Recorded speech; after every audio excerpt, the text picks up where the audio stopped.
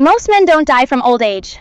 They die from giving up. They stop moving. They stop connecting. They stop having a reason to get out of bed. And the data backs it up. Men die 5.5 years earlier than women on average, and it's not mainly genetics. It's choices. Today I'm going to break down the 5 specific things that men who live the longest still do past 60. And number 4 is the one almost every man ignores until it's too late. Let's get into it. Here's the brutal truth most men miss.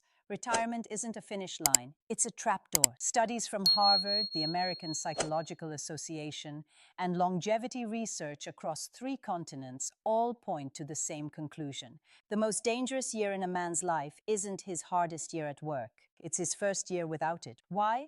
Because most men tie their entire identity to what they produce. When the production stops, the man stops. Not physically, not right away, but psychologically, something shuts off. And once the mind quits, the body follows fast. So let's decode what the men who beat the odds are actually doing differently. These aren't wellness trends. These aren't things you'll read on some poster in a doctor's office. These are behavioral patterns backed by hard science that separate the men who thrive after 60 from the men who slowly disappear. Number 1, they still pick up heavy things. This is not about vanity. This is about survival. After the age of 30, your body loses 3 to 8% of its muscle mass every decade. After 60, that decline accelerates. It's called sarcopenia, and most men have never even heard the word. But here's what the research says. A Penn State study that followed older adults for 15 years found that those who strength trained at least twice a week had 46% lower odds of dying from any cause. Not just heart disease, not just diabetes, any cause. 46%. Muscle mass in older adults is now considered a stronger predictor of survival than BMI. Let that sink in. Your body composition matters more than the number on your scale. The men who outlive their peers are not the ones jogging 5 miles a day. They're the ones picking up dumbbells, doing squats, doing resistance work that tells the body, we're not done yet. And here's what most men get wrong. They think they're too old to start. That's the lie. Research published just last year showed that men in their 60s and 70s who began strength training for the first time still experience significant gains in muscle mass, bone density, and functional independence. Your body is waiting for the signal, you just have to send it. But physical strength is only half the equation. And the next one is the silent killer that no one talks about honestly enough. Number 2, they still have people they talk to. Real people, real conversations. Social isolation increases the risk of premature death by more than 50%. That's not my opinion. That's data from UCLA Health and backed by a meta-analysis covering hundreds of thousands of older adults.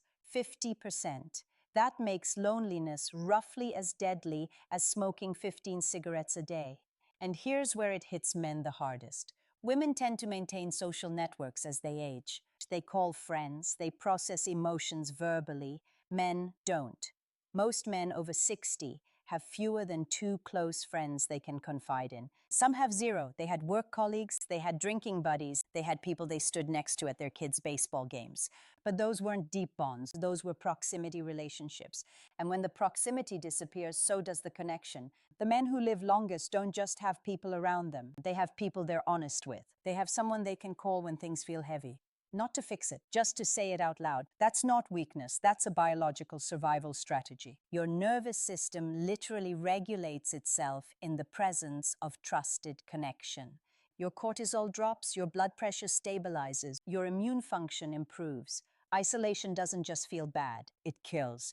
Now, understanding loneliness is critical, but it's completely useless if you fall into the trap I'm about to show you in number 3. And this one catches even the smartest men off guard.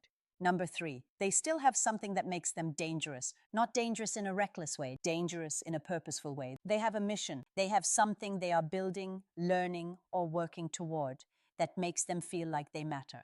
Harvard research found that people with a strong sense of purpose had a 46% reduced risk of mortality compared to those without one. A separate study found that purposeful adults were 24% less likely to become inactive and 33% less likely to develop sleep problems. Purpose doesn't just add years to your life, it adds life to your years. But here's the part that stings.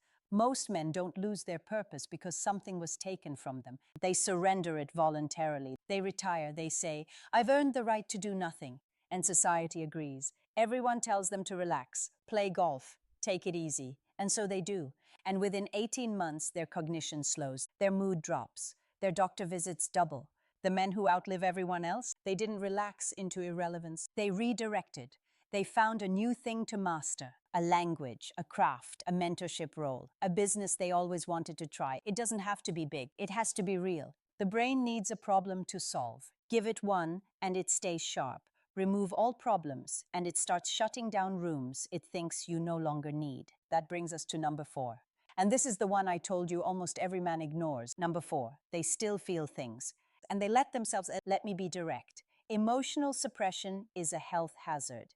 Decades of research in behavioral psychology show that men who chronically suppress their emotions have significantly higher rates of cardiovascular disease, hypertension, weakened immune response, and early death.